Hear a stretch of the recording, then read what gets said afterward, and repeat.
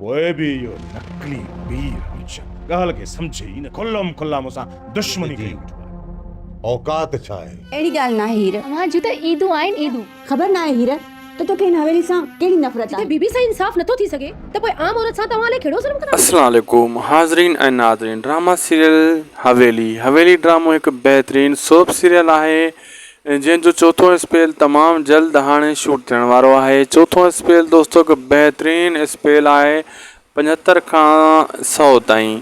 जी हाँ दोस्तों, बस चंद ॾींहंनि जे अंदरि उनजी शूटिंग स्टार्ट थियण वारी आहे। आज़म एंगल जे करे थोरी शूटिंग रुकिजी वई, छाजे करे उनजी दुलाब जी ॿिए स्पेल जी शूटिंग करे रहियो आज़म एंगल, हाणे 3 जी बि कंदो ऐं 4थे जी वरी हवेली ड्रामे जी जेको आहे शूटिंग कंदो। ऐं ड्रामो ज़बरदस्त आहे। माण्हुनि जा दोस्तनि जा कमेंट अची रहिया आहिनि त छो बंदि थियण वारो आहे।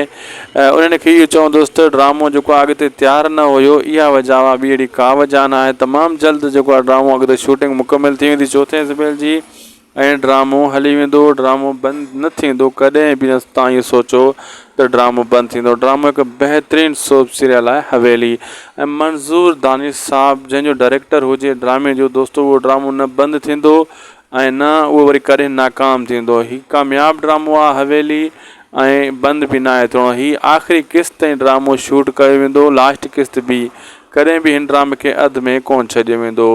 दोस्तों हिन ड्रामे जी कहाणी हाणे ज़बरदस्त थी चुकी आहे, बहितरीनु थी चुकी आहे।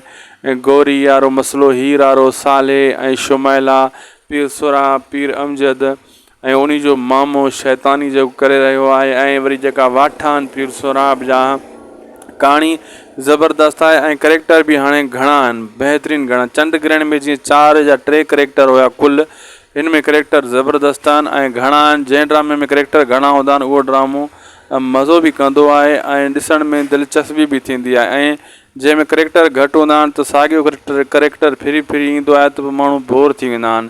हिन ड्रामे में बोर को नथो थिए, जेको ॾिसे थो उहो चए थो वाह वाह। लाइक सब्सक्राइब शेयर कंदा।